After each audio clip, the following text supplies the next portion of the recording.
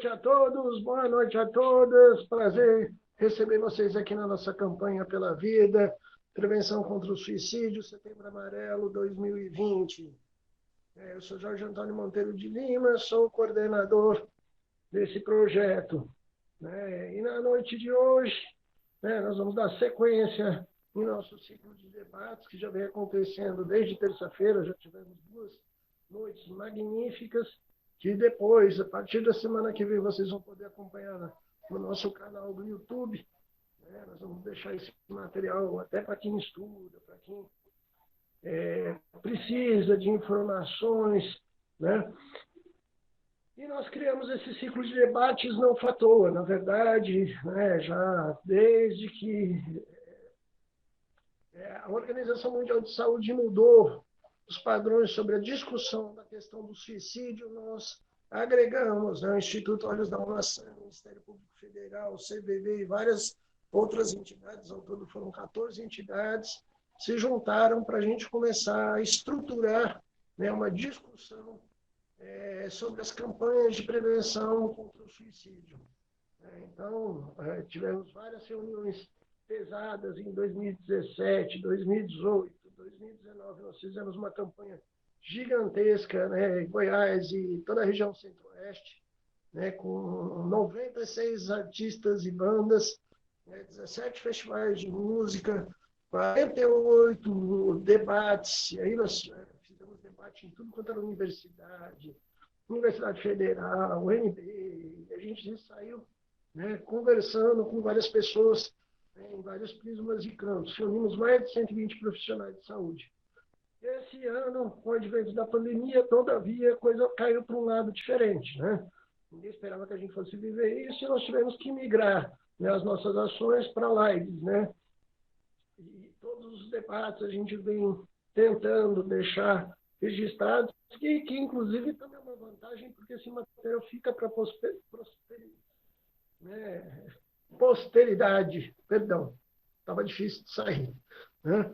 Quero agradecer a presença de todos, de todas, falar que na sexta-feira nós vamos sortear 2 livros da editora Vozes, nossa parceira de vários eventos, 2 livros de psicologia e 2 cursos. Um curso O Mundo dos Sonhos, do Grupo dos Jungianos de Brasília, e também outro curso sobre atendimento à distância e terapia online, principalmente para o pessoal que seguir as metas que nós vamos colocar no nosso grupo no WhatsApp, tá bom? Quero agradecer muito a presença dos nossos 3 palestrantes dessa noite, a professora Caroline Martins, da UNB Brasília, que ela é uma pesquisadora na área de suicídio. Agradecer demais a professora por ela ter aceitado de pronto o nosso convite para esse debate, desses vários ciclos de debates que nós vamos fazer. O professor Guilherme Veiga, que é médico psiquiatra, que já é um parceiro nosso há mais de 3 anos, atuando em parceria na clínica social. Ele é de Goiás, mas também está atuando em Brasília. E a professora Elisângela Moraes, que é a vice-coordenadora do Instituto Olhos da Maçã, e que tem uma ampla experiência clínica na temática também do suicídio. E o tema central dessa noite, que nós vamos estar discutindo, é o acolhimento. Como lidar, como acolher uma pessoa que está em profundo sofrimento. Dentro da perspectiva da temática central do nosso evento, que é a pandemia do desespero. Nós vamos ter, além dessa noite, amanhã, nós teremos o encerramento desse primeiro ciclo de debates. Ao longo de todo o mês de setembro, nós vamos fazer várias lives, várias ações também, em toda a região centro-oeste, focadas, e vamos fechar o mês de setembro com o segundo ciclo de debates, com outros palestrantes convidados também, todos de renome, todos com uma capacidade ampla de ação dentro da temática do suicídio. Então, quero convidar primeiramente para iniciar essa magnífica noite a professora Caroline Martins. Professora, A senhora pode ligar seu microfone, por gentileza? Oi, tá dando para ouvir? Está dando para ouvir. Boa noite, professora. Bem-vinda. Boa noite. Só para corrigir, eu não sou professora, eu sou psicóloga clínica, e eu fiz Sim. residência em saúde mental. Mas eu trabalho na UNB, no CAEP, que é o Centro de Atendimento Psicossocial, durante a supervisão dos casos clínicos de casos graves. É o Sim. seguinte, eu fui convidada hoje para falar sobre a parte de prevenção, que é um desafio, mas é muito importante. A cada 40 segundos, uma pessoa comete suicídio e mais de 1 milhão de pessoas cometem suicídio durante o ano. É, Então, esse é um problema de saúde pública e, de acordo com a OMS, 90% dos casos eles podem ser evitados, o que não significa que essa seria uma estratégia fácil, porque o comportamento suicida ele envolve uma gama de fatores. Então, vão desde ideações, planejamentos, execuções e até a vários comportamentos de risco que precisam ser identificados para montar boas estratégias de prevenção. É, Além disso, o suicídio ele está atrelado a tanto a questões individuais quanto a questões socioculturais. Quando a gente pensa na questão individual, a gente tem precipitantes internos, que são aquelas questões que acontecem e desencadeiam a crise, né? Quando a pessoa está passando por uma situação de vida e de repente algo acontece da ordem de um traumático e tudo começa a desmoronar. Mas também tem os fatores da história da vida dessa pessoa, que é geralmente o que a gente investiga em uma psicoterapia de longo prazo. Quando a gente vai para as questões socioculturais, a gente tem que pensar uma gama de coisas também. E hoje a gente vive a situação do Covid. Então eu queria puxar mais para isso, para a gente ter uma crítica, para a gente poder sair daqui com reflexões acerca do isolamento social e acerca do quanto que essas perdas materiais, sociais, emocionais, de projetos de vida estão influenciando o nosso adoecimento, o nosso sofrimento psíquico, que é o centro de uma tentativa de suicídio.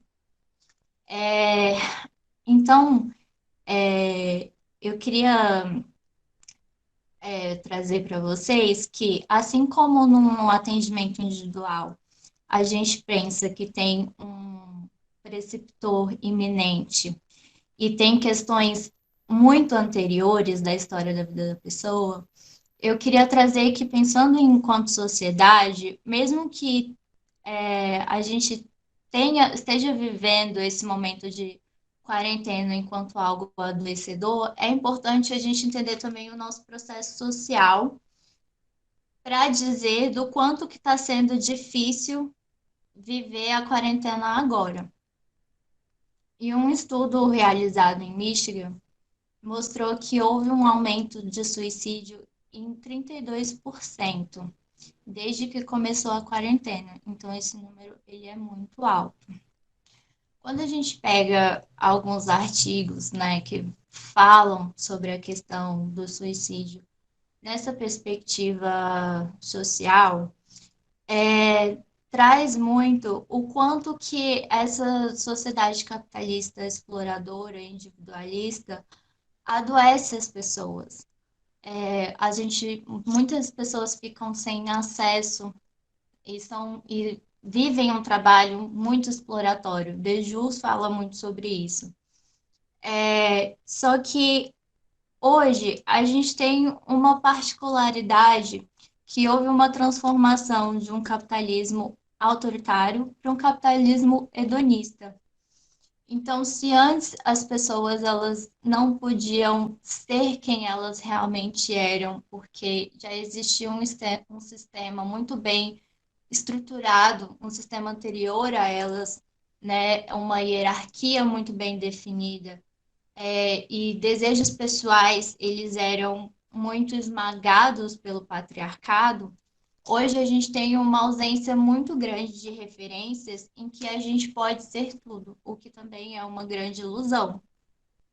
É, a gente acabou passando por uma quebra, né, de muitos valores, uma quebra de tradições, e que foi importante porque eram tradições que esmagavam as pessoas, mas ao mesmo tempo em que a gente realiza esse tipo de liberdade, a gente e desvaloriza muito do passado, a gente corre o risco de não ter muita ancoragem para o presente. Quem fala muito disso é esse autor aqui, o Lipovetsky. Esse livro é maravilhoso, é A Era do Vazio. Então, o que ele traz a ideia que a gente está vivendo uma desertificação do eu. É, Ao mesmo tempo em que a gente rompe com as tradições, a gente corre muito do risco de romper com o sentido histórico da nossa própria vida, porque a gente vai vivendo como se fosse para nós próprios, num narcisismo gigante, e sem nos preocupar com a posteridade, né? O que a gente deixa nesse mundo, o que a gente carrega muitas vezes da nossa família, o que a gente vai levar. Então, a gente tem também uma desvalorização, nem sei se essa é a palavra, mas talvez a gente não acredita mais nas instituições sociais, né? Então, antes a gente tinha um pátrio poder, que também é muito adoecedor, mas a gente tinha ancoragens do que acreditar, como seguir a vida. Agora fica muito difícil ter uma liberdade também tão grande e como usufruir disso. Às vezes a gente fica meio perdido sem ter uma orientação. É, Quando tudo é possível, a gente tenta viver segundo nos nossos desejos, o nosso prazer. O capital vende isso, de que a gente, através de objetos, vai conseguir alcançar prazer. Isso não é duradouro.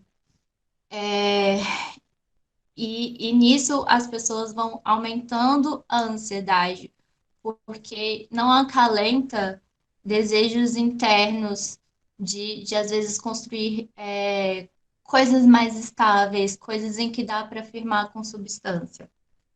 Então, a gente pede para ficar só, a gente quer poder tudo, mas também não sustentamos nós mesmos, pois não temos onde ancorar. E quando isso tudo talvez seja possível e a gente vive tentativas e planos e chega uma castração tão grande como o Covid, isso pode ser realmente arrebatador para a nossa saúde mental, né? Todos os planos que a gente tinha antes, eles têm que ser colocados em suspenso ou até mesmo anulados.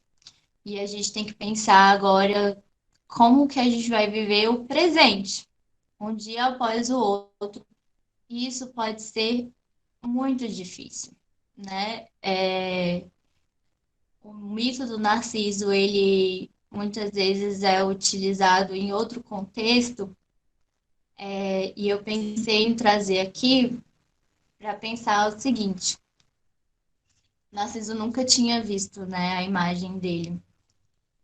E um dia ele olha a própria imagem no rio e ele fica completamente apaixonado. E ficar tão vidrado na própria imagem fez com que ele se afogasse na própria imagem. Então a quarentena ela pode ser um momento muito importante para olhar para dentro, olhar para nós mesmos, Mas ficar dentro do nosso mundo interno também pode ser algo muito, muito perigoso, talvez, porque a gente vai entrando em contato com coisas que muitas vezes não temos condições de lidar sozinhos, né? Um dos problemas que aparecem muito na clínica é o empobrecimento simbólico, de como que a gente vai representar esse afeto que a gente sente, como que a gente vai ligar o afeto a uma imagem que dê conta de trazer acalento. Então, dividir o sofrimento, é isso que eu quero dizer, pode ser muito importante nesse momento. Criar laços e fazer tentativas de contato com outras pessoas, porque o distanciamento físico não necessariamente implica numa perda de contato. É isso que a gente está precisando agora. E isso pode ser visto até ao longo do tempo, quando a gente pensa nessa questão do grupo de risco em relação ao suicídio, que são pessoas jovens, muitas vezes de 15 a 25 anos. Essas pessoas estão passando por um momento de transição da vida, em que elas perdem, né, o apoio da família para poder ingressar em algo sozinho. A gente vai fazendo isso aos poucos. É importante que isso seja feito aos poucos para que as pessoas tenham condições de lidar sozinhas. Nos idosos, que eles são um grupo altíssimo de risco, justamente porque a vida é muito marcada por uma perda de contato social, muito marcada por alterações financeiras na vida da pessoa. Então, às vezes, com a aposentadoria vai ganhar muito menos, ou em classes mais baixas não vai ter mais condições de trabalhar, e, e às vezes não tem acesso ao dinheiro. O mundo vai mudando e você não consegue ingressar na tecnologia da forma como era antes. Então, são pessoas de grupo altíssimo e são muito pouco olhadas por nós, enquanto sociedade, e pela área da saúde. E hoje a gente está experimentando um pouquinho do que essas pessoas experimentam, né? Que é muito da perda de contato e da vida social. Então, isso pode ser reflexão muito importante quando esse momento também passar. E essas pessoas estão sendo as mais atingidas também pelo Covid, né? As maiores taxas de morte pelo Covid. Outro grupo, né, que traz muito essa reflexão do como o isolamento social é adoecedor, são as pessoas que, por terem algum diagnóstico psiquiátrico de saúde mental, ficaram anos internadas em manicômio. O isolamento dessas pessoas fez muitas vezes com que elas ficassem cada vez piores, fossem perdendo a vida, né, a morte em vida que se fala. E isso fez com que a gente mudasse, a gente ainda está tentando mudar, né, o paradigma da saúde mental, para que essas pessoas estejam inseridas socialmente, e possam viver junto com nós. Então, o que a gente tem são várias referências de como o isolamento social, ele realmente é adoecedor para a gente e é um fator de risco para o suicídio. E a gente pode usar esses exemplos que a gente tem de como a gente já elaborou algumas estratégias para idosos e talvez para casos psiquiátricos, para poder pensar o que, que a gente pode fazer como um todo. Toda, toda discussão ela é voltada nessas áreas para um resgate da cidadania, um resgate de autonomia, de contato com as outras pessoas. Eu acho que uma das questões principais quando a gente fala de saúde mental e atendimentos a idosos é a questão da convivência. É, então, pensar em dividir nesse momento e criar redes, eu entendo que é muito importante. Só que aqui no Brasil, a gente tem uma questão também que é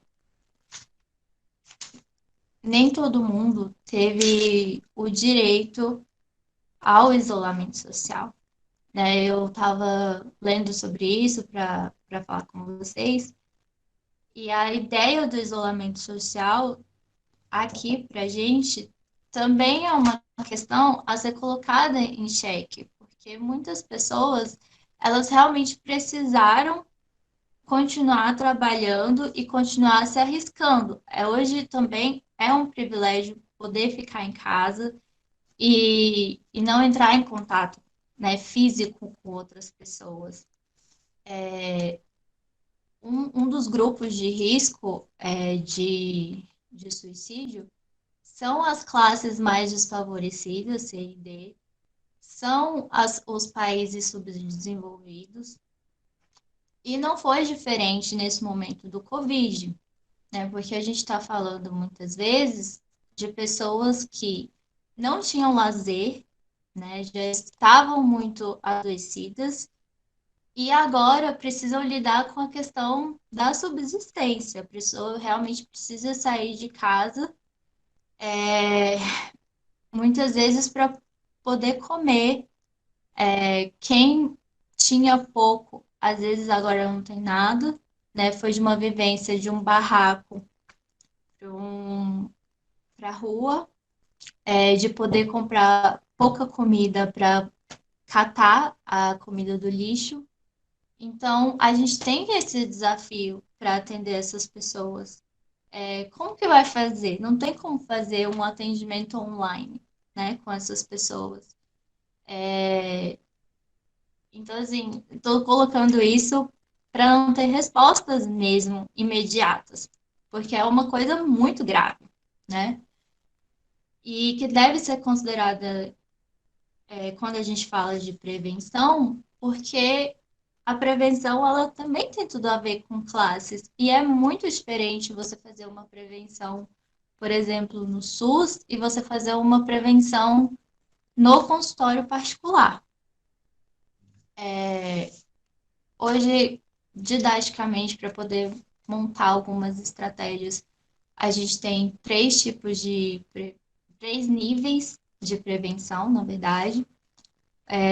O primário, o secundário e o terciário.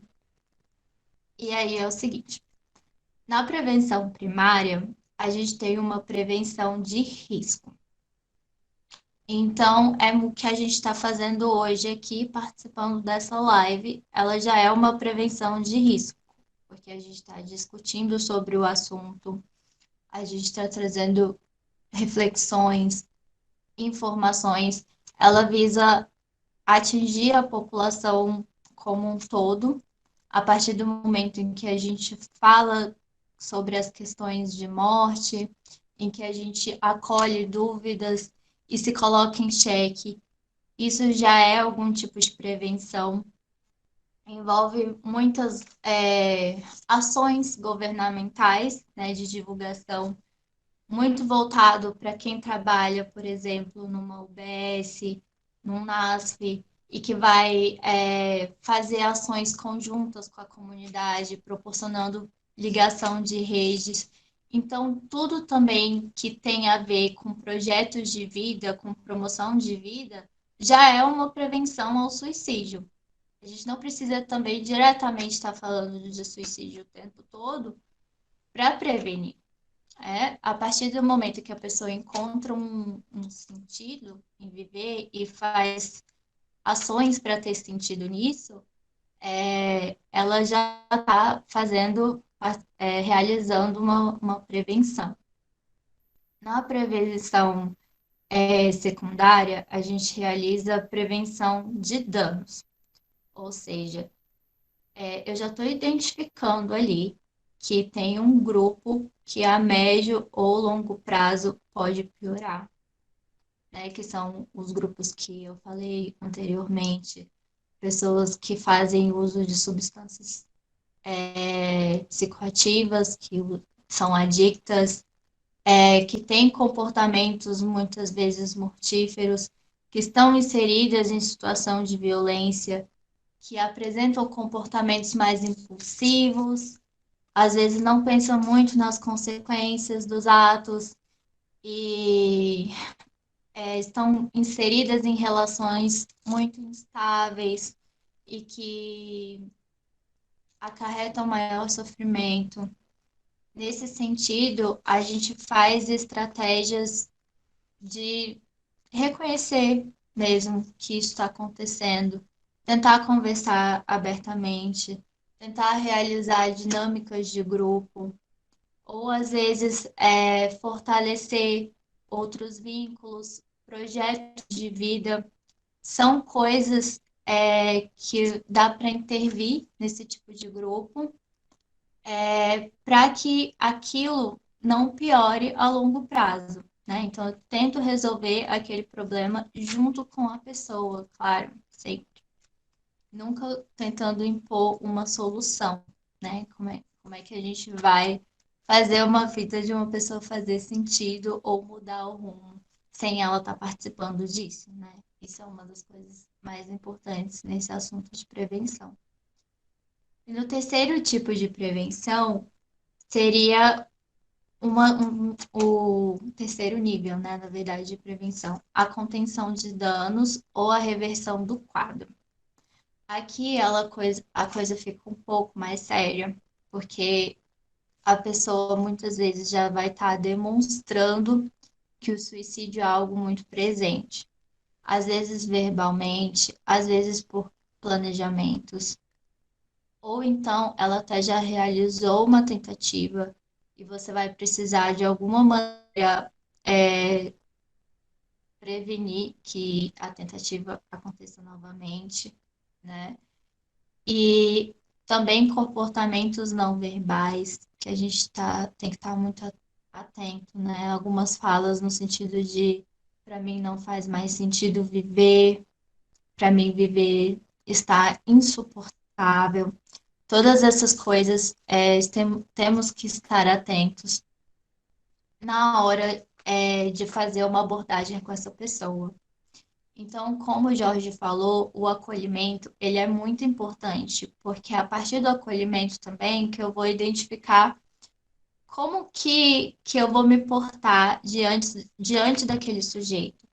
Então, o que eu tenho para dizer em relação a isso é não ter tabus em falar sobre morte, não ter tabus em entender sobre o que a pessoa tá passando.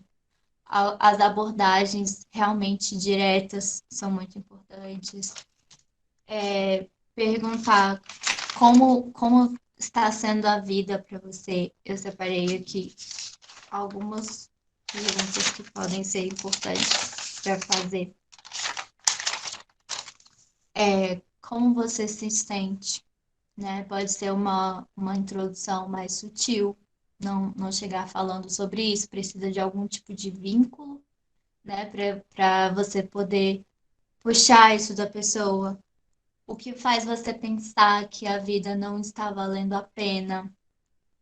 Ou então, quando você identifica algum comportamento de risco, né, muito alto, você trazer para a pessoa, você se sente como se você estivesse cometendo algum tipo de suicídio. Né? Pessoas que têm relações mortíferas, seja com objetos ou com outras pessoas. Descobrir se alguém tem um plano definido, isso é muito importante. O que a literatura traz, o que a gente vê também na clínica, é que o comportamento de suicídio, ele geralmente é impulsivo.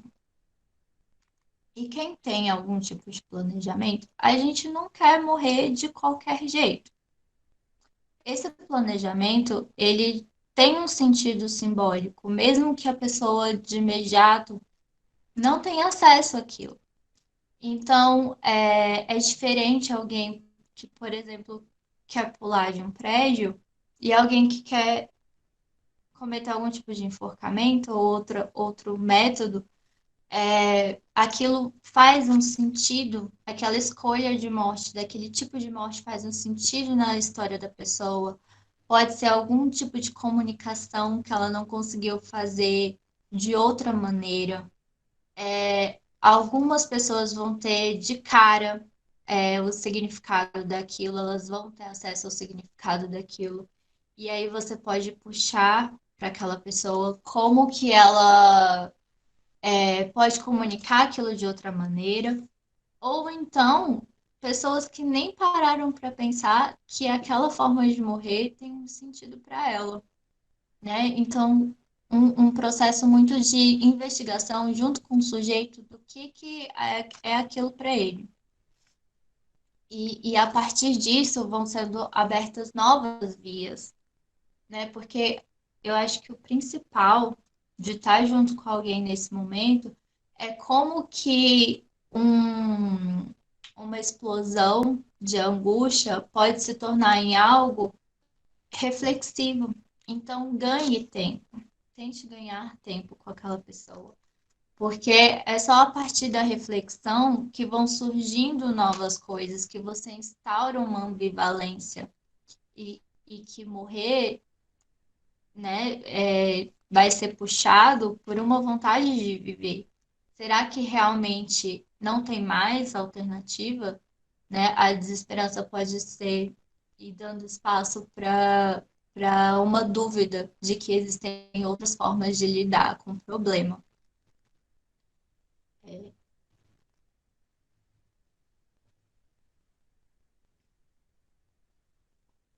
Então tá, a partir disso, eu acho que uma das principais posturas que a gente precisa ter em qualquer situação é de uma escuta sensibilizada, sem julgamentos, estar atento, interessado no que a pessoa tem para dizer. Quando, quando a gente assume um lugar do não saber do que a pessoa passa, ela pode preencher esse espaço com o saber dela, e a partir disso surgiu um desejo de outra coisa, né? Então é muito importante se ausentar. E parte disso é pensar no que a morte significa para você mesmo. Não tem como a gente de participar desse processo de prevenção sem dizer de morte. É uma das poucas certezas que a gente tem nessa vida, talvez a única, de que a gente vai morrer. Então a gente vive com fantasias sobre isso, com crenças sobre isso, do que acontece depois, de como eu gostaria que acontecesse. Isso é uma sombra que a gente tem que entrar em contato com ela, poder entender as nossas limitações de falar sobre isso também, para poder estar junto com o outro, entender o que é nosso, o que é no outro.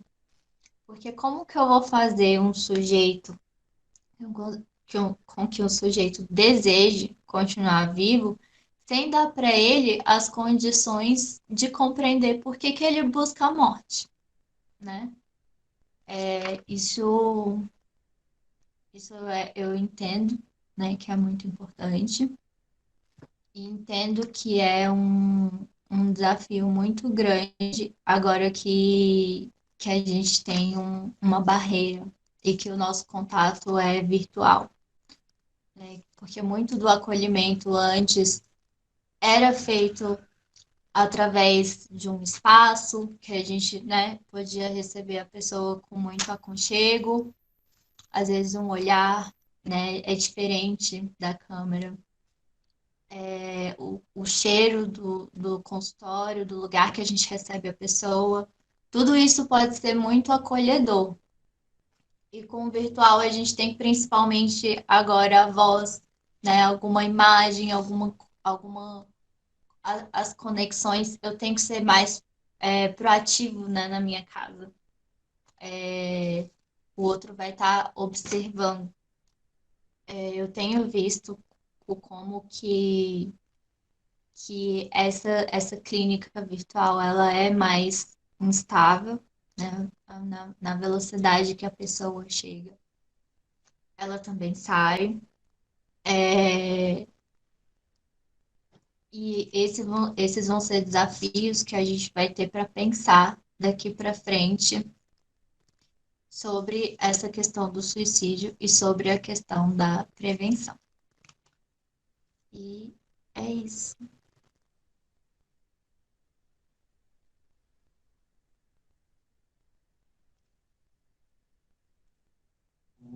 Alguém tem alguma questão? Vão ser agora as dúvidas? Professor, você falou que não é professora, mas você deu uma aula. Magnífico. Né? Karine, nós vamos deixar as questões para o final. Eu vou pedir agora para o professor Guilherme Veiga, que está falando, médico psiquiatra. Quero agradecer uma excelente explanação. Né? Adoramos a aula. Né? Aí eu vou pedir, passa a palavra para o professor Guilherme, e depois da Elisângela também, o professor vai falar durante meia hora. A Elisângela também, né? Elisângela Moraes, depois do professor. E no final a gente abre para questões e para um diálogo entre nós quatro. Vamos lá, professor? Olá, tá me ouvindo? Sim, sim, estamos ouvindo. Pergunta se estão ouvindo se você Então. falou. Então, nós vamos agora continuar esse papo que a gente estava tendo, né? Que a Caroline falou super bem, deu orientações bem legais. E nós vamos continuar esse papo sobre o acolhimento e comentar um pouco da desesperança no paciente suicida, né? Como a Caroline comentou, nós não podemos, enquanto profissionais da saúde mental, ter tabus na hora de fazer esse acolhimento. Principalmente quando a gente vai falar de morte, nós estamos entrando em contato com um paciente que ou teve uma tentativa prévia, ou várias tentativas prévias de autoextermínio, ou é um paciente que está com uma ideação ou apresenta até algo mais grave, como um planejamento mesmo, de colocar em prática as ideias suicidas que ele apresenta. Então, esse acolhimento, quando a Caroline traz que a gente não tem que tentar evitar esse tabu, a gente tem que tentar também falar de forma clara com o paciente. É claro que o seu primeiro contato não vai ser perguntando para o paciente e aí, como é que tá? Como é que estão os pensamentos? Não, você vai entrar aos poucos em contato com as angústias, com os conflitos que esse paciente está vivenciando. Mas durante esse acolhimento, nós vamos sim perguntar se há pensamento de morte, se há um planejamento, se há um desejo de ser levado por uma doença, por Deus, caso seja um paciente que tenha alguma crença religiosa ou por alguma outra divindade. A gente vai entrar para tentar entender como esses pensamentos estão acontecendo na cabeça do paciente. Além de uma forma clara e aos poucos, e demonstrando um vínculo com o paciente, né, tentando se vincular a ele, ao sofrimento dele, é através desse vínculo que vai ser formado que nós vamos demonstrar empatia pelo sofrimento do paciente, pelos conflitos, pelas angústias às quais ele vem passando. Então, nesse acolhimento, a primeira orientação é lembrar que a forma de abordar o paciente tem de ser clara e a empatia tem de prevalecer. E lembrar que essa empatia tem de prevalecer não somente na abordagem do paciente com risco de suicídio ou que teve uma tentativa prévia, mas assim, não existe profissional da saúde mental sem empatia. E aí, a partir daí, nós vamos construir com esse vínculo a confiança do paciente no nosso trabalho, a confiança do paciente nas nossas orientações. A partir desse vínculo formado, dessa empatia rolando e dessas perguntas também de formas claras sendo estabelecidas, a gente tem que avaliar o risco desse paciente causar um dano a si próprio. O risco desse paciente ter uma tentativa de autoextermínio. Esse risco ele é individual, não existe uma tabela que você vai jogar, não existe. A psiquiatria gosta muito disso, né? De tabelas, de critérios e tudo mais. Mas eu falo que esses critérios, eles são para a gente ter um norte. O paciente não é uma pessoa que a gente vai jogar numa tabela, que a gente vai jogar num critério e é o critério que vai dizer. Não, cada paciente é um. Cada indivíduo é um. Então, o critério é somente para nos guiar em relação a como abordar esse paciente, seja no suicídio, seja em qualquer tipo de transtorno. E na hora de avaliar individualmente cada paciente, a gente tem que lembrar que, apesar dessa avaliação estar sendo realizada, apesar desse vínculo estar sendo gerado, a gente não vai conseguir predizer qual é a chance efetiva, né, desse indivíduo acabar cometendo uma tentativa de autoextermínio. É ilusório a gente querer bater numa tecla, num número, numa certeza absoluta. Né? Nós vamos ter uma ideia do que está acontecendo, do que está se passando com esse indivíduo, os conflitos que estão gerando e as angústias que podem eventualmente estar gerando essas ideações, esses planejamentos ou esses pensamentos de cunho suicida. E aí, uma das coisas que eu observo, que os livros trazem, os artigos trazem, que a gente observa não só no consultório, mas também na residência em psiquiatria, é que é o sintoma desesperança. O que é essa desesperança? A desesperança pode ser relatada pelo paciente de diversas formas e a gente pode e deve perguntar ativamente para esse paciente se ele está se sentindo desesperançoso. E é desesperançoso em relação ao quê? Em relação à vida. Perguntar, para você, a vida compensa ser vivida ainda? Existe desejo de viver a sua vida? Perguntas claras também em relação a isso. Mas essa desesperança também pode ser mostrada, evidenciada, através de uma redução da autoestima, através de um sentimento ou de uma sensação de solidão. Essa desesperança de que a vida não vale mais a pena ser vivida pode acontecer e acontece muito frequentemente após perdas interpessoais. A Caroline trouxe isso, né? Então, principalmente essas perdas individuais, se é perda de filho, e em idosos, principalmente após a perda do cônjuge, né? Do parceiro ou da parceira. Os estudos mostram que idosos, a chance de cometer suicídio após a viuvez é tremenda, e principalmente quando o parceiro que restou é um homem. Os homens têm mais dificuldade, seja um casal homoafetivo, seja num casal heterossexual. Os homens que restam, que sobrevivem ao parceiro ou à parceira, têm muito mais chances de cometer o suicídio nos próximos 2 anos, após a perda do parceiro ou da parceira que se foi. Isso porque a gente imagina, né, que as mulheres têm mais facilidade de lidar com conflitos, elas têm mais facilidade de procurar ajuda, e também porque os homens, eles tentam menos suicídio do que as mulheres. Mas, ao ter a tentativa de autoextermínio, eles são mais exitosos, porque os homens, eles acabam escolhendo formas mais letais, ou seja, formas mais violentas de suicídio, como, por exemplo, através de armas de fogo, através de enforcamento e através do salto de grandes alturas. Isso acontece também. E essa desesperança que a gente está trazendo, né? Essas perdas interpessoais que nós estamos trazendo, acaba sendo evidenciado por esse período de pandemia que a gente está vivendo, de um certo isolamento, mas de um distanciamento social, e através também das mortes, né? Nós já temos mais de 110 mil mortes por conta somente só do coronavírus, e isso não é só, né?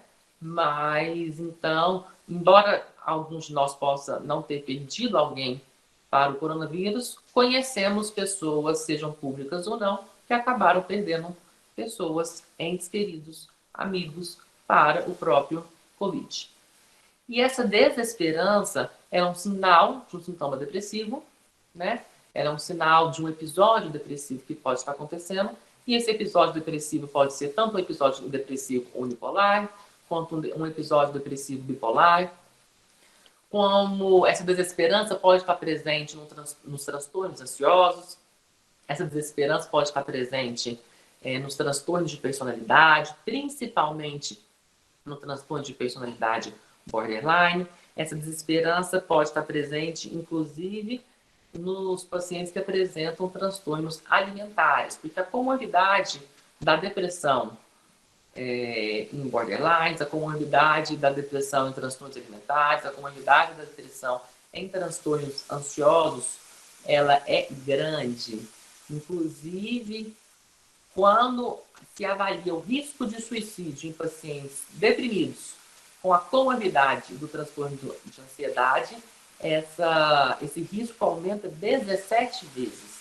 Então, assim, é um aumento muito intenso, né? 17 vezes não é qualquer coisa, não dobra somente.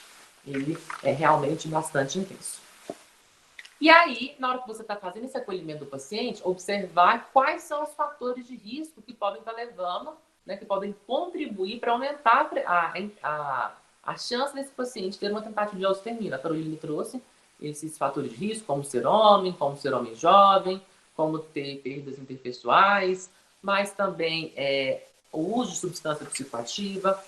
Outros fatores de risco que a gente traz, os idosos, a Carolina já trouxe isso, mas pacientes com doenças mentais, pacientes que receberam uma alta hospitalar, seja de um hospital clínico ou seja de um hospital psiquiátrico recentemente, pacientes que possuem tentativa de autoextermínio anterior têm grandes chances de cometer uma nova tentativa de autoextermínio, pacientes solteiros, divorciados, pacientes sem filhos, pacientes viúvos, têm a maior chance de cometer uma tentativa de autoextermínio, pacientes desempregados, pacientes em relação submetidos à vulnerabilidade social, pacientes que pertencem a minorias tanto étnicas quanto minorias sexuais, pacientes que foram despejados de casa, pacientes desempregados, né?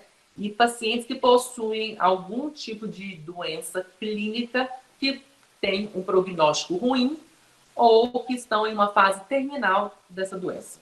Então, você começa a perceber que os fatores de risco são imensos, né, para a tentativa de autoextermínio. E durante esse acolhimento, a gente tem que ter a noção de quais fatores de risco esse paciente que nós estamos acolhendo possui, mas também identificar quais são os fatores protetores que esse paciente que está sendo acolhido vai apresentar. Por quê? Porque a hora que você identifica fatores protetores em relação à tentativa de autoextermínio, a gente vai fazer com que aconteça um reforço positivo sobre o fator protetor ou sobre os fatores protetores. Quais são esses fatores protetores? É um paciente que tem suporte social, ou seja, ele pode contar com alguém. Ele tem amigos com os quais ele pode contar, ele tem colegas de trabalho com os quais ele pode contar, ele tem um chefe ou uma chefe com o qual ele pode se abrir, ele tem no serviço dele algum tipo de, ainda que seja somente medicina do trabalho, não precisa nem ser um suporte psicológico, ele tem uma referência de saúde no local de trabalho ao qual ele está inserido. Além disso, outro fator protetor é o vínculo familiar. Esse paciente, ele possui abertura com pais, irmãos, filhos, com o próprio cônjuge. Ele pode comentar, ele pode abrir em relação às angústias e aos conflitos pelos quais ele está passando. É um paciente que, ainda que seja do gênero masculino, é um paciente que a esposa está grávida, é um paciente que está no processo de adoção, é uma mulher que está grávida. Então, o fato de haver uma gestação no casal, ou uma gestação, ainda que seja de uma mulher solteira, e que esteja sendo amparada familiarmente, socialmente em sua gestação, essa gestação acaba sendo um fator protetor. Por quê? Porque ela tem que pensar, você vai acabar trazendo a realidade à tona de que existe uma vida dentro dela sendo gestada, de que existe uma vida dentro desse casal sendo aguardada e que essa vida precisará de suporte desse casal, precisará de suporte dessa mulher no futuro. Ou seja, você acaba trazendo uma realidade de que o futuro vai acontecer para essa criança que está sendo aguardada. E que nesse futuro o pai, os pais, a mãe ou as mães deverão estar presentes para guiar, para cuidar, para acolher essa criança que está sendo aguardada, assim como nós estamos acolhendo esse paciente nesse momento de vulnerabilidade mental pelo qual ele está passando, de vulnerabilidade psíquica pelo qual ele está passando. Então, não só a gestação, como vocês perceberam, mas a maternidade e a paternidade, ou a paternidade, acabam sendo fatores protetores que nós podemos lançar mão para ter um reforço positivo para tentar prevenir essa tentativa de autoextermínio que o paciente pode vir a ter. Pacientes que possuem algum tipo de religiosidade, é interessante a gente investir também nessa religiosidade do paciente e não na nossa religiosidade, para que a gente haja como um efeito protetor, como um efeito que pode ajudar a prevenir essa tentativa de autoextermínio.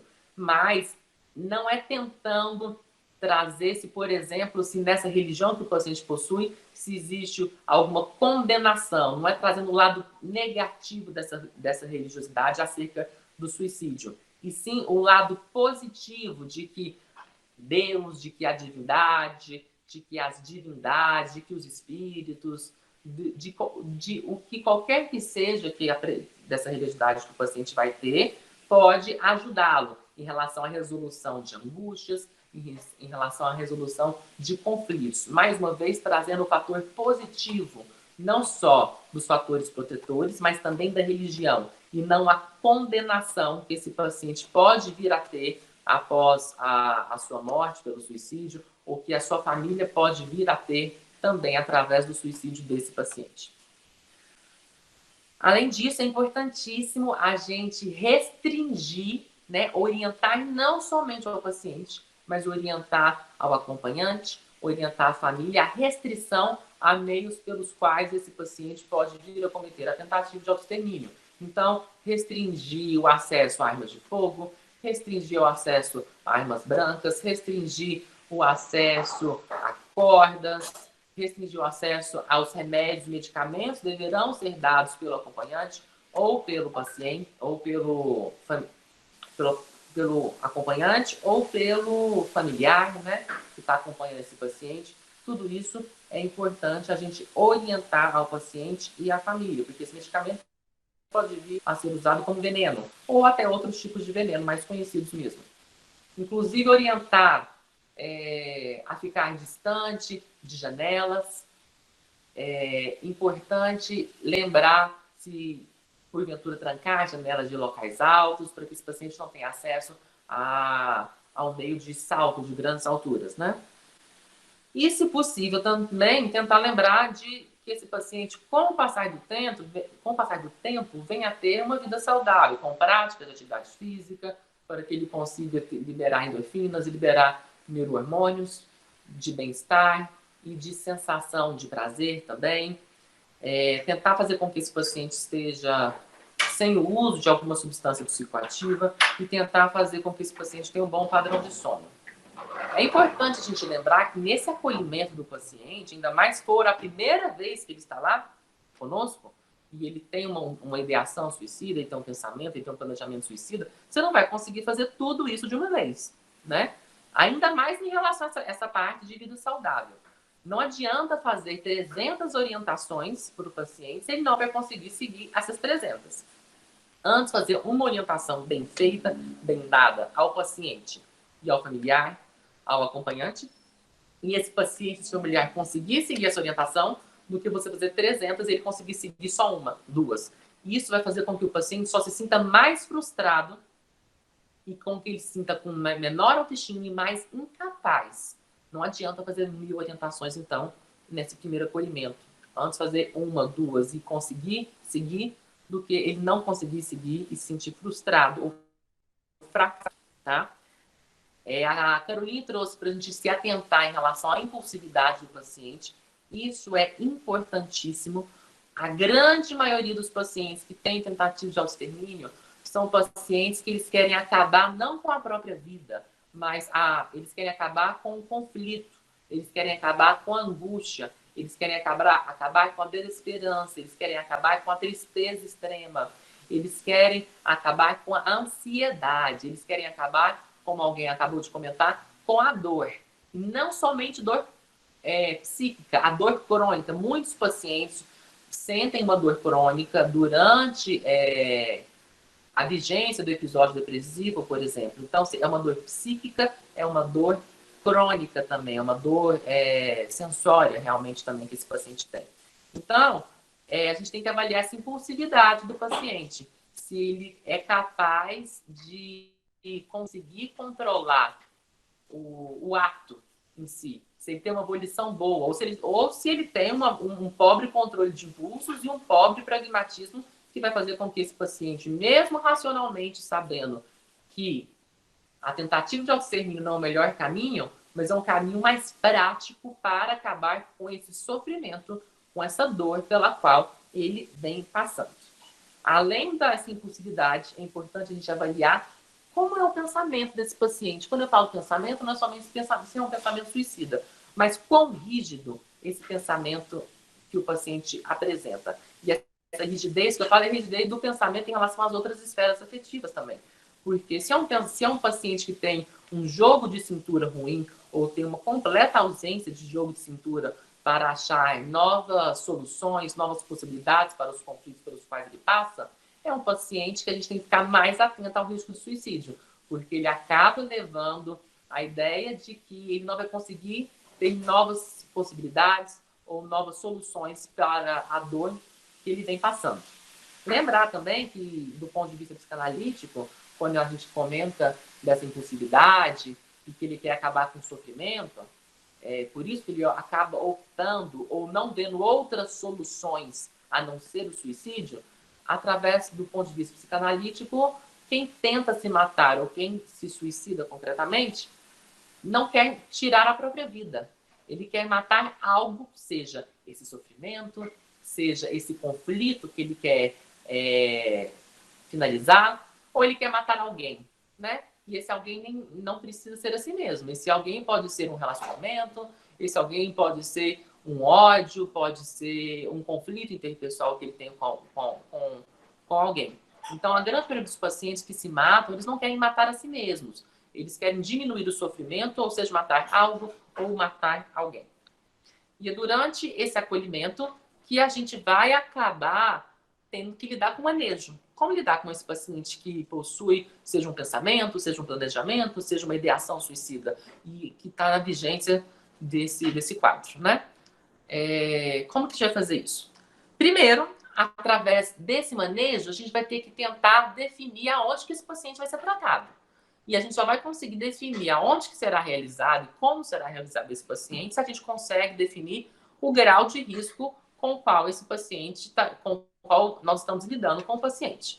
Então, esse grau de risco vai ser analisando todos esses fatores que eu comentei e que a Caroline também comentou. É a impulsividade, é a rigidez do pensamento, são os fatores de risco, quais são os fatores protetores que esse paciente está tendo, e não somente isso.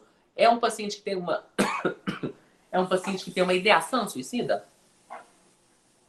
É um paciente que tem um pensamento suicida? Ou seja, que ele sabe quando vai ser, ele até faz ideia de qual meio ele utilizaria? Ou é um paciente que tem um planejamento suicida? O que é o planejamento? Ele tem o pensamento de morte recorrente, ele sabe o meio com o qual ele iria se matar e ele planeja. Ele sabe a data, ele sabe quando, ele sabe que ele tem que realizar algumas tarefas antes de se matar. Então, existe um planejamento. Ele já tomou no planejamento, ele já tomou a decisão.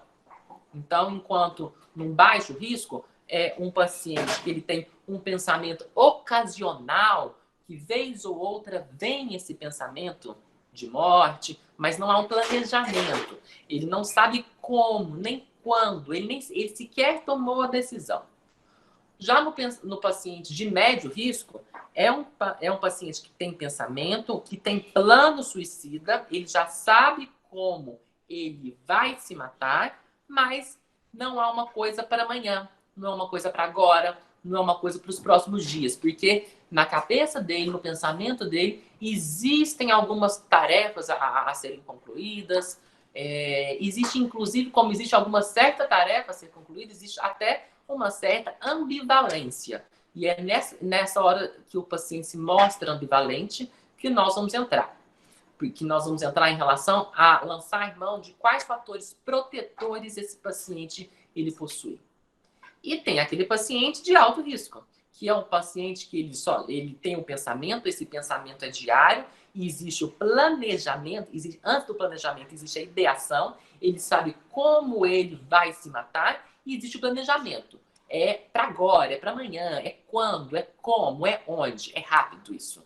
Então é o paciente mais grave que nós temos em relação a essa estratificação de risco, de baixo, médio e alto risco. Em relação ao paciente de baixo risco, é aquele paciente que o manejo vai ser como? O ideal, se você recebe esse paciente onde quer que seja, encaminhar para algum profissional da saúde mental. Esse paciente, esse profissional da saúde mental, seja psicólogo, seja terapeuta ocupacional, seja psicopedagogo, seja o próprio psiquiatra, vai acompanhar esse paciente em intervalos, mas intervalos não tão pequenos assim, né? A psiquiatria, como é um paciente que tem um pensamento ocasional, por exemplo, é um paciente que eu gosto de ver entre pelo menos uma vez por mês, tá? Porque você consegue, através da psicoterapia que você vai encaminhar e através da medicação, caso necessário, diminuir esse pensamento suicida, essa ideação, se porventura houver, com o passar do tempo, através da psicoterapia ou através da medicação e principalmente através dos dois juntos, das duas terapias unidas. Já o paciente com um risco médio, como é que nós vamos fazer? É um paciente que nós vamos encaminhar para o profissional de saúde mental, mas também encaminhar para o psiquiatra, para que a terapia medicamentosa ela seja um fator protetor na lida dessas angústias, na lida do impulso e dessa impulsividade. É o estilo de paciente já desse médio risco que eu gosto de ver semanalmente, né? Que eu acho interessante o acompanhamento semanal até a diminuição desse risco da tentativa de autoextermínio. E já o paciente com alto risco é aquele paciente que tem aquele plano definido, é um paciente que vai requerer uma hospitalização. Até essa hospitalização acontecer, é ideal que, se o paciente, porventura, estiver sozinho no seu consultório, que ele não saia de lá enquanto você não tiver contato com a família ou com alguém que ele tenha um vínculo que ele consiga se abrir. Porque esse paciente ele corre o risco iminente de se suicidar. Então, então você tem que fazer com que esse paciente fique com você lá na sua sala, porque se essa sala de espera for um local alto, por exemplo, ele pode se matar, pode se jogar, esperar com que um acompanhante, um familiar ou alguém com quem ele possa se abrir chegue lá naquele momento. Se porventura a família opta pela não hospitalização, ainda que seja indicada essa hospitalização, orientar que o paciente não pode ficar nem um minuto sozinho. É um paciente que não pode ter acesso àqueles meios de suicídio que eu comentei. E quando eu falo meio de suicídio, não é só arma de fogo, não é só arma branca, não é só janela, mas também a medicação, mas também a cadarço. Conheci pacientes que se suicidaram com cadarço, pacientes que se suicidaram com fios de chuveiro, tira o fio do chuveiro e acaba fazendo uma forca. Lençol, edredom, tudo isso é meio para o qual o paciente consiga se matar. Então, por isso é necessária a hospitalização, porque a família não consegue dar essa vigilância 100%. Nem o hospital consegue dar essa vigilância 100%. Já conheci pacientes que se mataram dentro de clínicas, dentro de hospitais, sejam psiquiátricos ou não. Então, lembrar que o paciente de alto risco que tem o planejamento institucionalizado, assim, hospitalizado durante o período que ele possui essa ideação grave de suicídio e, além disso, reafirmar o apoio profissional, que nós estamos lá para ajudá-lo, para aliviar o sofrimento, para aliviar a angústia desse paciente. E aí, com esse paciente, ele vai sendo, na hospitalização, ele vai ser sendo visto diariamente, para que com o passar do tempo esse sofrimento vá diminuindo, para que com o passar do tempo essa ideação vá sendo diminuta, e aí a gente consiga dar alta e esse acompanhamento continuar ambulatorialmente no nosso consultório, quando eu falo nosso, do profissional da saúde mental, tanto o psicólogo, tanto o terapeuta ocupacional, ou psicopedagogo, e também, nesse caso, o psiquiatra, que vai ser o profissional autorizado a lançar a mão da via medicamentosa. Então, é isso que eu tinha para trazer para vocês em relação à nossa esperança, mas em relação ao acolhimento e ao manejo desse paciente no acolhimento para aonde deverá acontecer o tratamento e o intervalo ao qual esse paciente vai ser submetido às avaliações dos profissionais da saúde mental. Muito bom, professor Guilherme Veiga. Agora nós vamos passar para o senhor também aguardar. Vou passar a palavra para a Elisângela Moraes. Ela também vai falar meia hora. E aí a gente vai ter, depois da Elisângela, 20 minutos para responder as perguntas. Elisângela.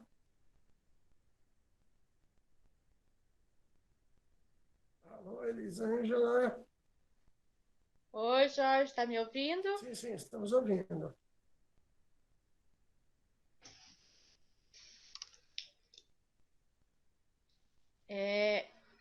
Eu acho que o Guilherme e a Caroline falou muito bem sobre essa questão das fases, né?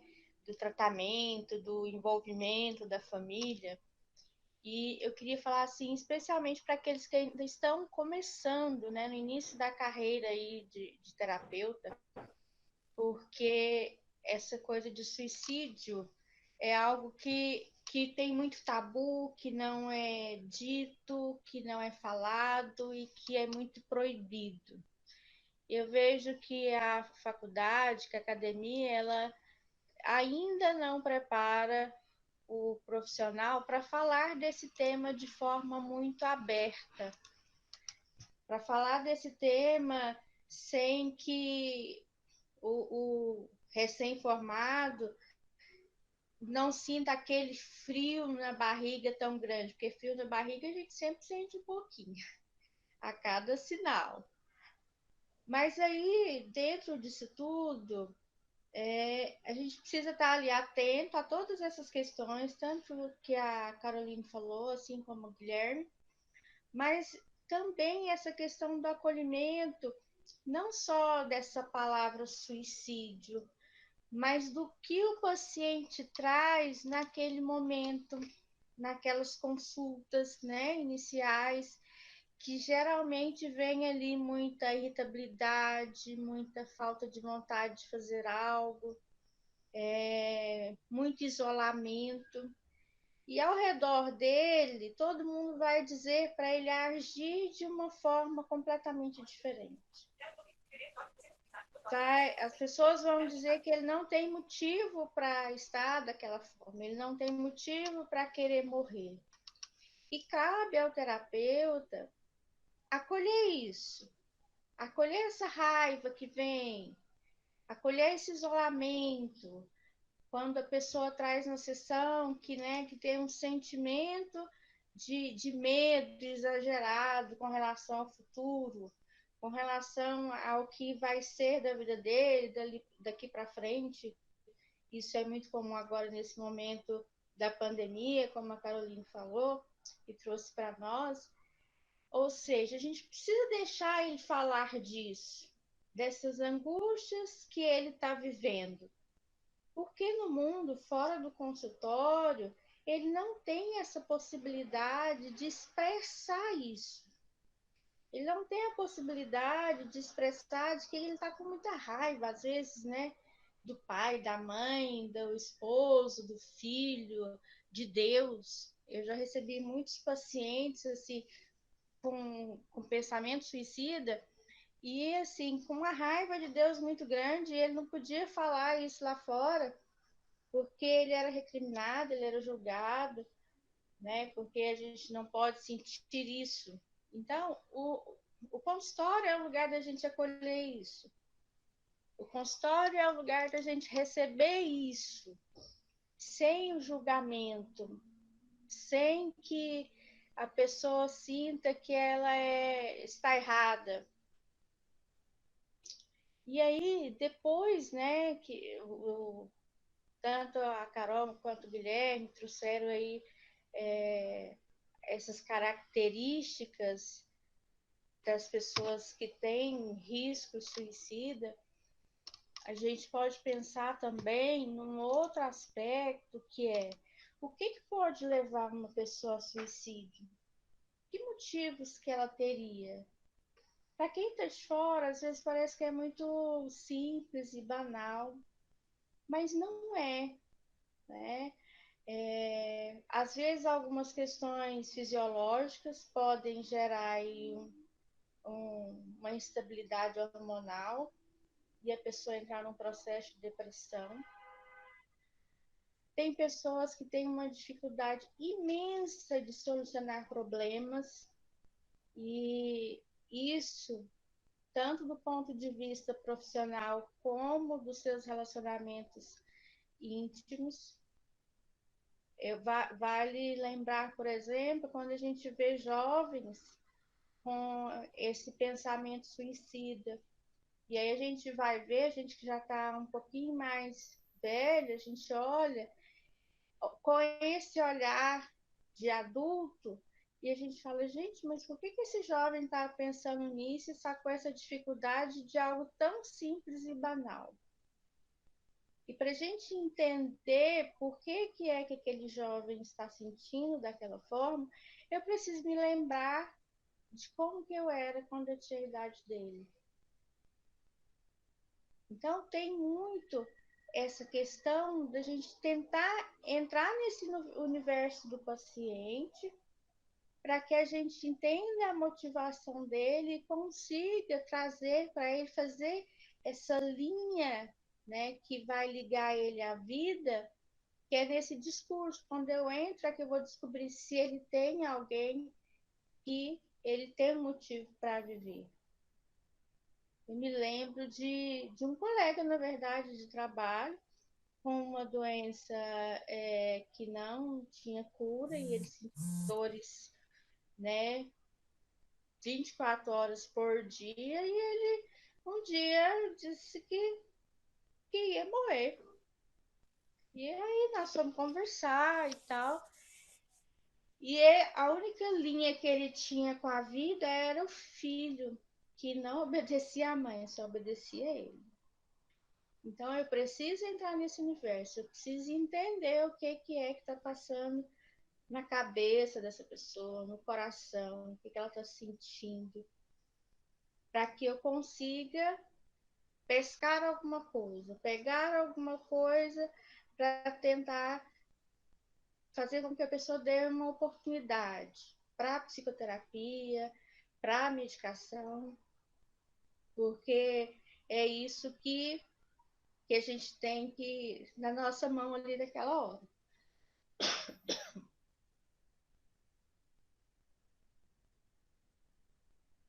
Algumas pessoas entram nesse processo depressivo com ideação pelo fato de se aposentar. Já trabalhei com várias pessoas muito mais velhas que eu e que depois que se aposentaram viram que a vida parecia que não tinha sentido mais. Ou porque todos os filhos já haviam se casado e saído de casa, ou porque se divorciaram. Tudo isso é como se a pessoa não conseguisse passar para o próximo ciclo da vida dela. E a solidão. Tem muitas pessoas que são extremamente sozinhas. Às vezes os familiares estão lá no Chuí, né, no sul do país, e ele está aqui em Goiás. E aí não tem, assim, vínculo, não tem ninguém para ouvir, ninguém para acolher. E não raras vezes essas pessoas acabam chegando até o nosso consultório trazidas pelos amigos, sabe? Um amigo, um colega de trabalho. E aí a gente precisa trabalhar toda a rede de proteção com essas pessoas, porque é o que a gente tem para aquele momento. Geralmente, os familiares de pessoas com ideação suicida, elas têm muitas dificuldades de perceber o que é que a pessoa está nesse processo depressivo e dificuldade de acolher o familiar e o amigo. Então, eu vejo que é muito importante, por parte do profissional de psicologia e até de psiquiatria, trabalhar a família, trabalhar para que a família consiga ser essa rede de proteção. Uma das primeiras coisas que a gente trabalha nesse aspecto é vencer o preconceito com relação à psiquiatria. Eu atendo muitos casos onde as pessoas chegam, às vezes o paciente até não é tão resistente a passar por uma consulta psiquiátrica, mas a família inteira vai contra. E aí a gente tem que fazer um trabalho de formiguinha e orientando, né? Tirando as dúvidas, trabalhando as fantasias dessa família com relação a essa especialidade médica, falar sobre medicamento, porque as pessoas acham que se eu tomar um medicamento controlado, nunca mais eu vou parar de tomar. Então, a gente precisa também acolher o quê? Essa insegurança da família. Acolher os medos, as fantasias, as dúvidas. E nesse processo, a gente tem que ter uma ligação muito próxima com essas pessoas.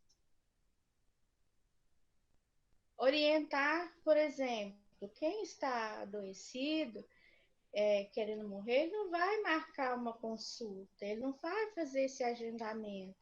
Tem que ter alguém, né, da família para fazer isso. Geralmente, essas doenças que causam a ideação suicida, o pensamento suicida, elas também são doenças incapacitantes, como a depressão, em alguns graus. Cabe ao terapeuta, sabe, acompanhar como que o paciente está tomando a medicação corretamente, se está tendo algum sintoma, porque às vezes nesse processo a pessoa fala, eu senti mal, senti uma dor de cabeça e nunca mais eu vou tomar esse remédio. E cabe a gente orientar para que ele retorne ao profissional de saúde e tire essas dúvidas, para que ele passe por uma avaliação. Porque pode ter efeito? Pode, a gente sabe que isso é fato. Mas não é por isso que ele não tenha que dar essa oportunidade para a medicação, para esse tratamento. Em alguns casos, o paciente chega e fala, olha, para mim, a minha a minha única alternativa é a morte. E aí, assim, às vezes ele pensa que é essa coisa da morte física, né, e não da morte simbólica. E eu sempre pergunto para ele, né, o que ele quer que de fato morra? É a vida mesmo, a vida fisiológica, ou ele quer que morra a dor? Ele quer que morra aquele estilo de vida que ele está levando? A família e o paciente, eles são muito ansiosos com relação à expectativa de melhora. E nós precisamos trabalhar essa ansiedade, porque nós sabemos que leva um tempo até que a medicação se adeque ao organismo do paciente, até que a psicoterapia comece a fazer efeito, e aí a gente precisa estar ali acolhendo também essa ansiedade, tanto do paciente quanto da família. Eu sempre oriento, às vezes a família está tão assim, eu já recebi gente em consultório que disse, olha, eu vim fazer terapia porque eu quero ajudar meu irmão ou minha irmã, sei lá, que está com depressão e ela disse que quer morrer, né? E a pessoa começa a fazer o processo terapêutico para poder ajudar essa outra pessoa. E não raras vezes ela descobre que ela também precisava de acompanhamento. Mas ela quer saber, no primeiro momento, o que ela pode fazer por aquele familiar. E às vezes o que a família pode fazer são coisas muito simples. Acompanhar essa pessoa, psicoterapia, ouvir essa pessoa. É muito comum no paciente depressivo, né? A pessoa está bem, reclama, né? Apresenta muito essa falta, né, de esperança. E o que o familiar pode fazer é elogiar cada movimento daquele parente em busca da cura, é lembrar esse paciente quanto ele é importante para a sua família, para os seus amigos. E isso nós terapeutas também podemos fazer no SED. Sempre a gente fala, né, que depressão não é frescura, que a pessoa ela está doente. E inúmeras vezes a gente precisa lembrar esse familiar desse processo de adoecimento. Porque o que tende é como a pessoa não vê um corte físico, né? Não vê a cirurgia ali, um curativo, ela não conseguia entender. E, na verdade, o que está ferido é a alma daquela pessoa. E a alma, quando está ferida, ela dói muito. E é muito sofrido. É difícil a pessoa conseguir expressar tudo o que ela está sentindo naquele momento e a família entender o que está acontecendo. E ela vem para o consultório com essa sensação de que o mundo não a compreende. Inúmeras vezes porque ela está lá, ela tem um bom emprego, ela tem, né, um bom casamento, tem filhos, tem várias coisas, mas ela está adoecida. E ela está sofrendo. Então, cabe a nós, terapeutas, abraçarmos esse sofrimento para depois a gente conseguir caminhar com esse paciente num sentido de buscar a cura dessa alma, sabe? E esse é um trabalho que exige, assim, muita paciência, muito estudo, muita supervisão, muito autoconhecimento e muita disponibilidade. Porque quando a gente começa a atender uma pessoa assim, não existe final de semana e feriado. Eu preciso estar disponível, porque se aquela pessoa achar que não vai conseguir sozinha, eu tenho que ir para o consultório e tenho que atender. Então, exige uma entrega muito grande de nós profissionais de saúde. Isso não quer dizer que a gente não possa tirar férias. A gente pode. Mas essa história de final de semana desligar o celular, mesmo sabendo que você tem um paciente com risco suicida, quem quer de fato trabalhar com saúde não funciona assim. Porque inúmeras vezes eu já recebi ligações, mesmo a família estando sendo orientada para levar para um socorro psiquiátrico, a família liga para perguntar, doutora, a senhora acha que realmente é preciso levar? Fulano está dizendo que vai se matar. Eu quero ver com a senhora. E, de fato, precisa levar. O paciente está gritando que quer isso, que está precisando de ajuda. Então, é todo esse acolhimento que a gente precisa fazer nesse primeiro momento. O acolhimento de tudo, da raiva, do amor, dos amores, dos desamores, de tudo que ele traz para a gente naquele contexto, naquele momento. Tem coisas que a família não percebe.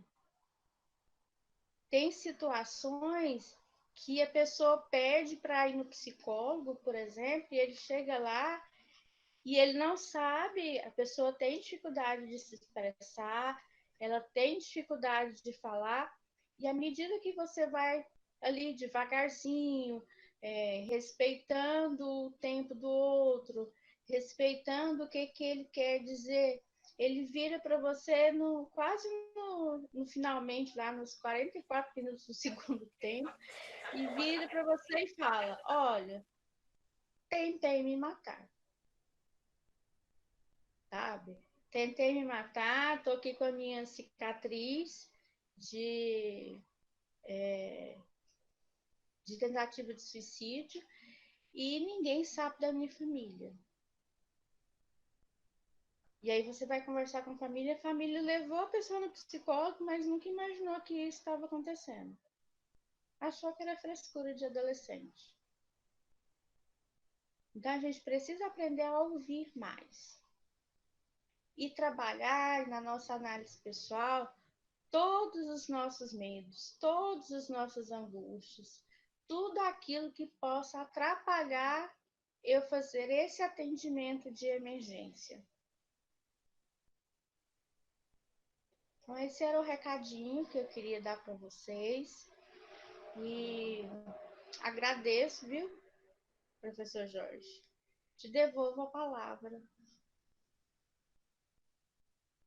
Maravilha, eu vou pedir para a Elisângela me ajudar aqui lendo as perguntas, tá? Mas antes da gente passar para as perguntas, eu vou fazer a primeira pergunta para vocês três. Desculpa, gente, toquei na fazenda, estava um poeirão. Então, a gente está num cenário muito interessante social, que antes da pandemia, a gente já tinha uma epidemia de solidão. As pessoas com muita dificuldade de socializar, de trocar, de carinho, de afetaço, né? As pessoas todas muito na defensiva, né? E, particularmente, a gente que coordena um trabalho de clínica social, ficou muito evidente que, inclusive, crianças começaram a sentir muito isso, né? Adolescentes sentindo muito isso, né? A quantidade de adolescentes falando que sou solitário, né? Não tenho amigos, né? Não toco, não vivo, não convivo com ninguém, né? E, outra questão, né? Além da solidão, a quantidade de pessoas que a gente está observando hoje, totalmente sem o menor cuidado, dentro de uma pandemia, sabe? Achando que está... vamos embora lá para o shopping center que está tudo legal. Né? Então, eu queria que vocês questionassem esses dois temas. Primeiro, a solidão dessa pós-modernidade e o quanto que as pessoas elas estão sendo suicidas, negligenciando o cuidado, por exemplo, com o vírus que está aí na sociedade. Vocês querem seguir a ordem ou vai aleatório?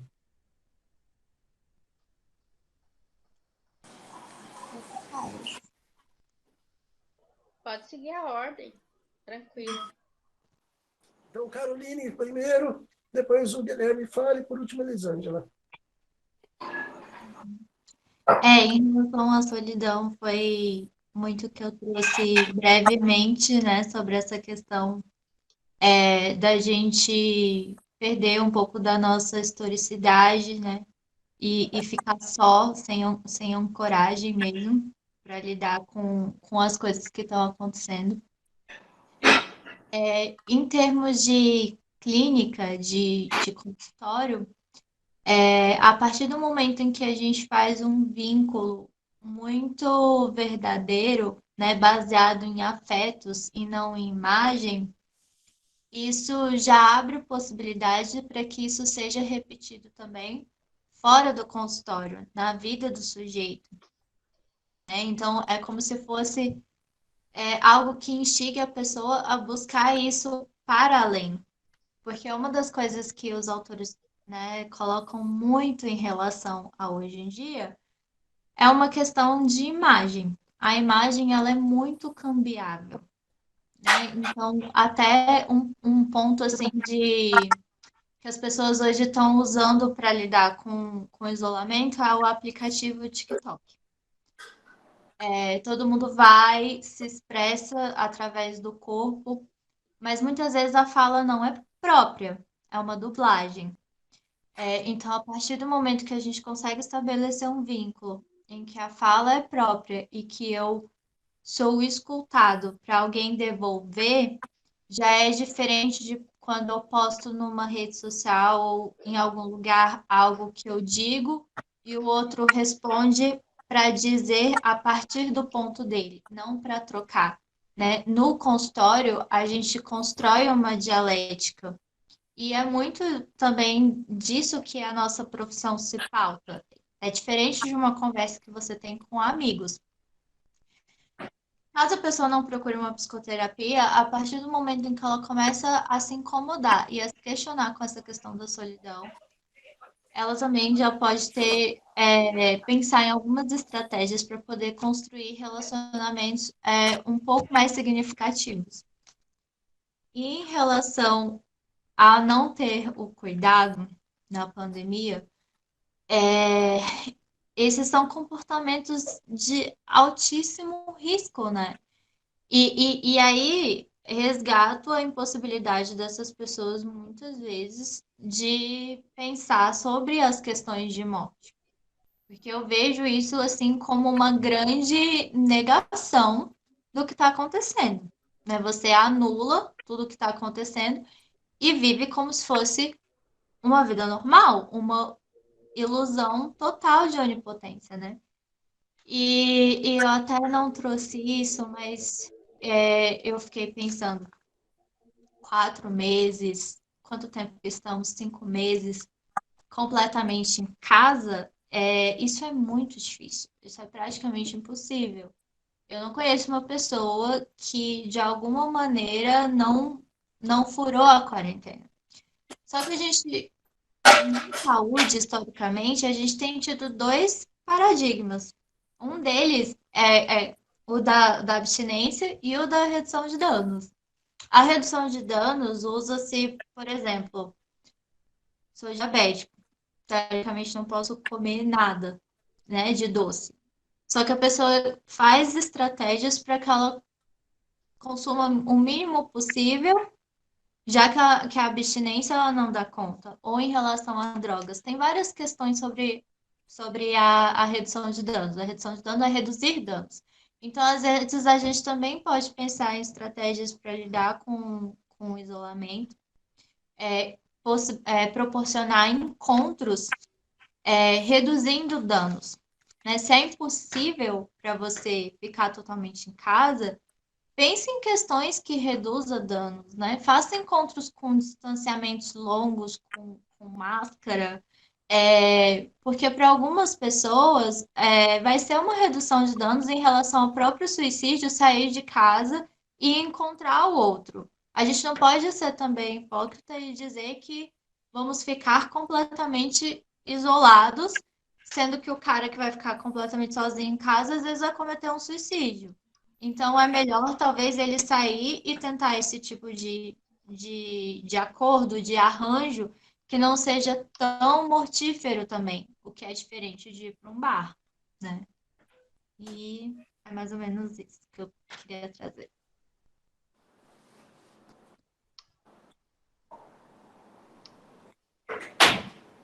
Professor Guilherme. Então, esse momento de distanciamento social que a gente está vivendo é igual disse a Caroline. Não, assim, eu não conheço, não há histórias evidentes de alguém que tenha conseguido passar 5 meses isolado, né? E esse isolamento, esse distanciamento pelo qual, ainda que as pessoas não conseguem, só mostra o porquê que a gente não consegue, assim, não consegue, além de ser um país de um pensamento em relação à comunidade um pouco tacanho, mas porque também nós necessitamos de convívio social, a gente precisa de suporte social, né? Não à toa que a gente vê algumas pessoas que se isolam quando tem condição financeira, em alguma casa grande, com a família toda, alguma coisa assim.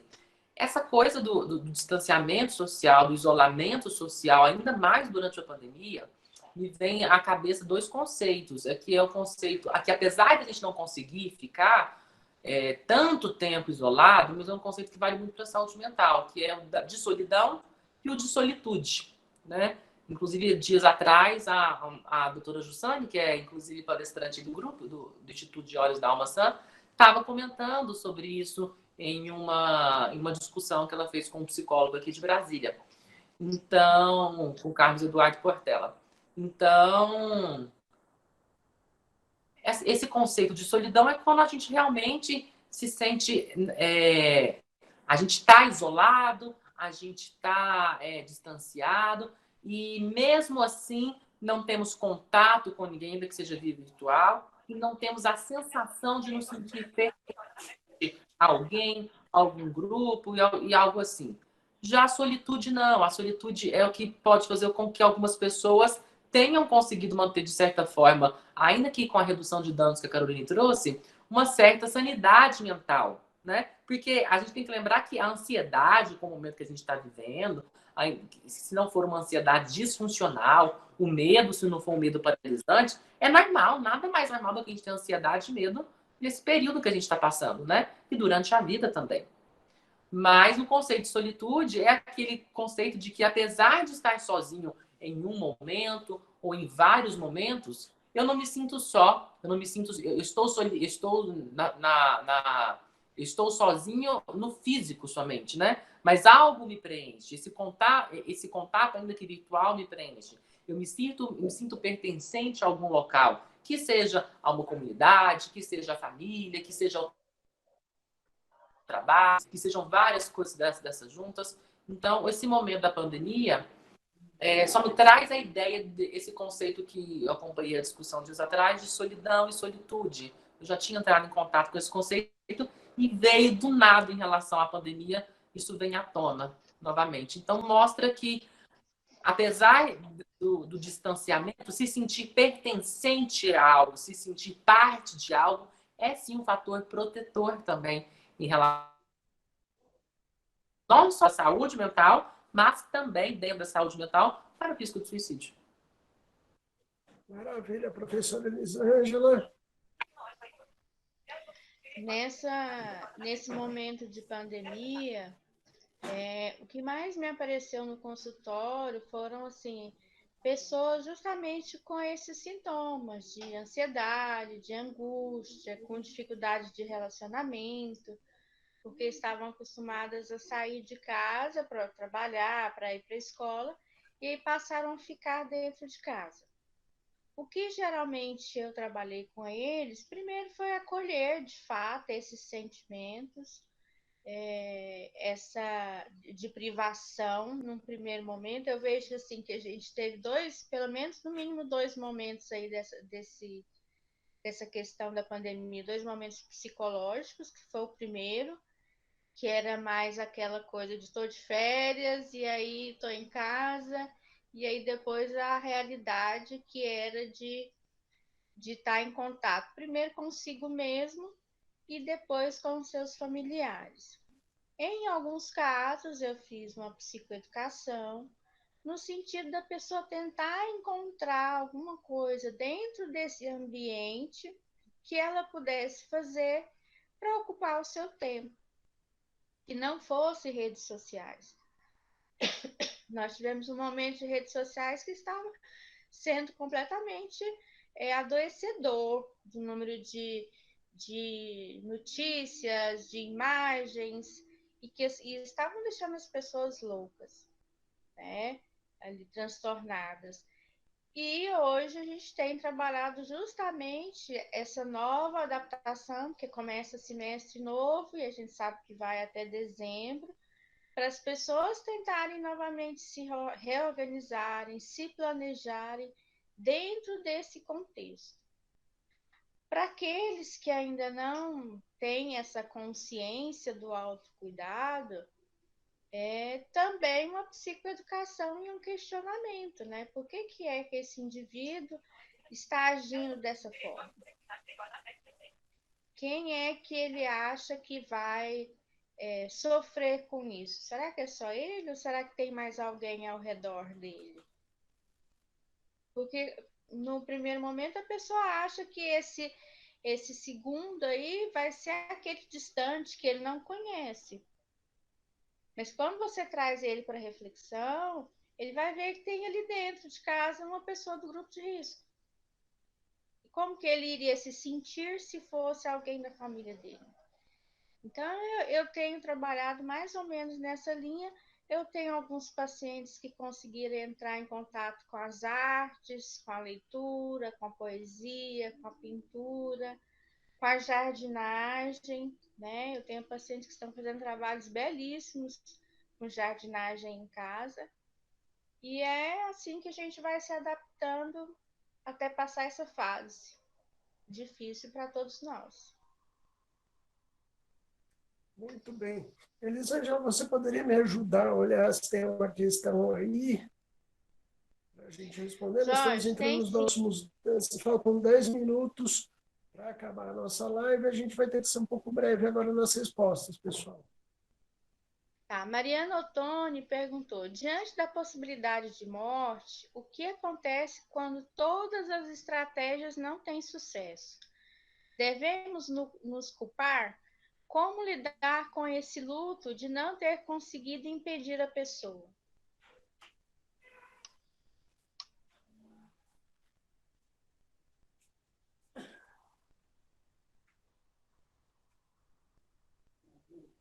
Caroline, você pode iniciar? Vou começar, eu vou responder e aí, se o Guilherme e a Carol puder complementar. Eu vejo assim, que primeiro que não é culpa, né? O analista ele não salva ninguém. Ele é só um orientador. E eu vejo assim a psicoterapia do analista como algo primordial para ele descer do salto nesse aspecto e perceber que ele não é Deus, que ele não vai salvar. Como lidar com esse luto? Gente, chora.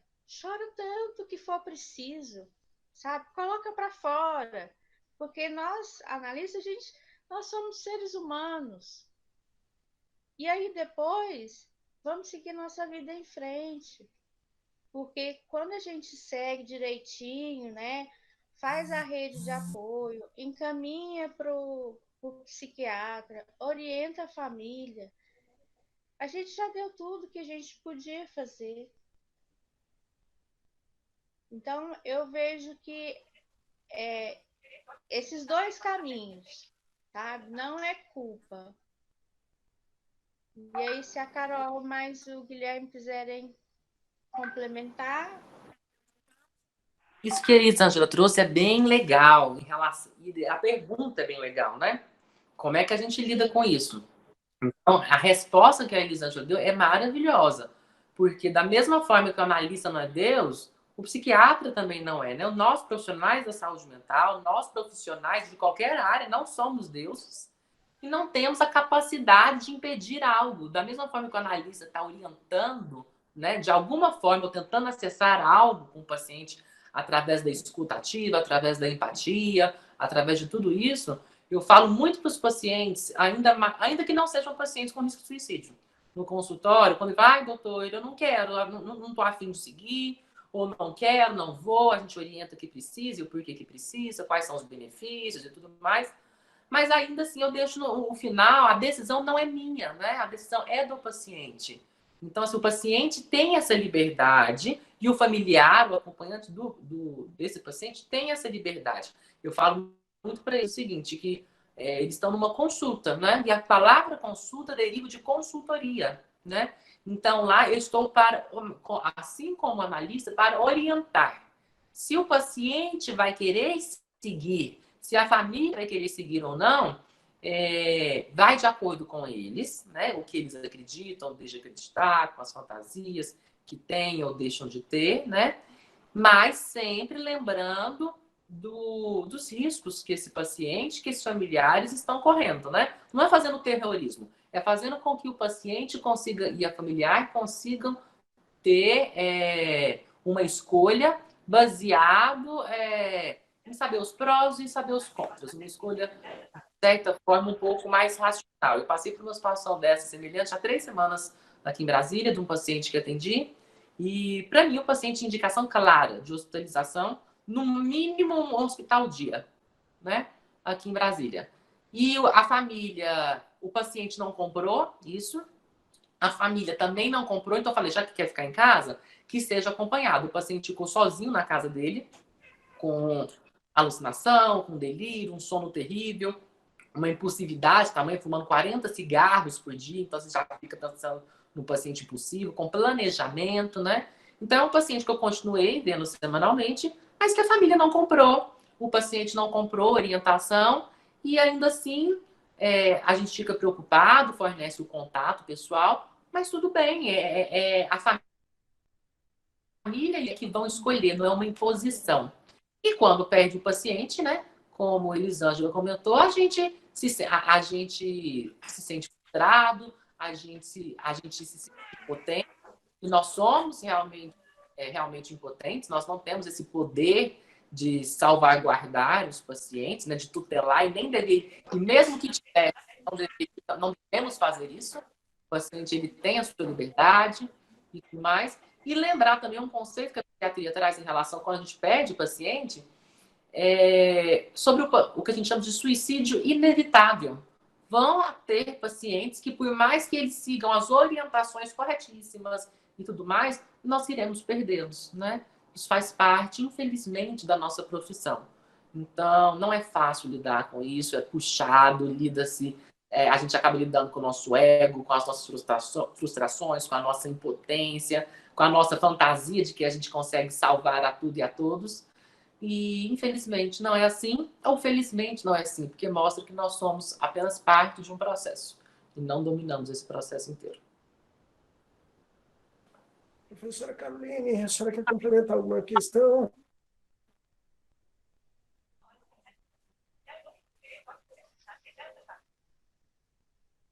Nós temos Seu 3 microfone está minutos. fechado, Caroline.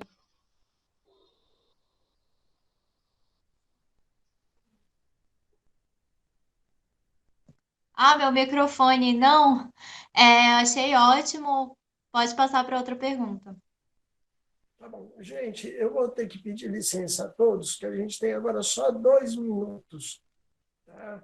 Eu quero agradecer, né, a Caroline Martins, né, pesquisadora vinculada à UNB, ao professor Guilherme Veiga, psiquiatra, também atuando em Brasília, a Elisângela Moraes, que é também coordenadora do Instituto Olhos da Almaçã. Agradecer a todos vocês que participaram, né, desse debate. Nós vamos ter um circuito ainda de atividades. Amanhã nós temos, né, com o psicólogo Magno e a professora Jussane, né, o encerramento desse primeiro ciclo de debates. Vamos ter lives todas as terças-feiras desse mês sobre o tema, né, da questão do Setembro Amarelo. Né? Vamos ter, né, o lançamento do filme da Cibele Arantes, né, Para Que Chorar, que é um filme que a gente participou, né? Demos o apoio para o filme acontecer, inclusive é um filme importantíssimo para nós da área da saúde mental. Então, pessoal, até amanhã, se Deus quiser. Né? Muito obrigado por estarem participando. São temas delicados, são temas sensíveis, são temas que mexem com o nosso coração, com essa... Mas eu gosto muito de falar. Nós somos pela vida. Mais do que ficar reclamando que é difícil, a gente tem muita gente que melhora, e acho que nós podemos fazer mais, inclusive para esses processos que estão aí na sociedade. Até a próxima, pessoal. Beijo. Obrigada, Até mais. obrigada, Caroline. Obrigada, Guilherme. Obrigada, pessoal. Jorge. Obrigada.